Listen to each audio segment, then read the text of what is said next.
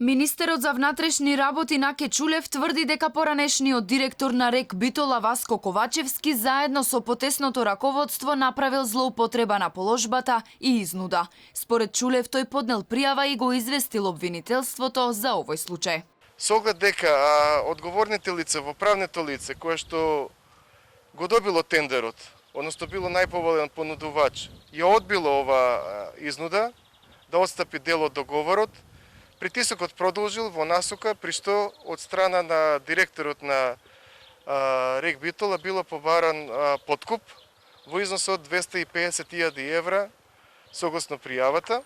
Како што тврди Чулев, изнудата била правена врз фирма која добила тендер за ископ на јаловина и од неа се барало да отстапи дел од договорот за фирма произведувач блиска на СДСМ. Ковачевски пак обвинува дека тврдењата на Чулев се уште еден доказ на злоупотребување на полицијата за политичките цели на ВМРО ДПМНЕ. Ги одбивам денешните негови обвинувања, не се точни. Помина времето на МВР ВМРО, кога се правеше хајка и се оцрнуваа неподобните за нив.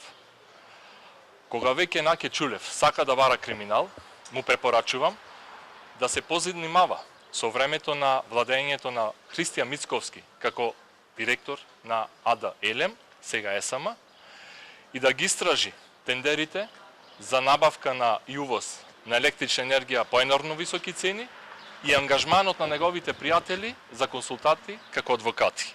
МВР пријавата и доказите ги доставиле до јавното обвинителство пред еден месец, од каде се уште немаат насоки како да постапуваат. Случајот во полицијата бил пријавен уште во февруари.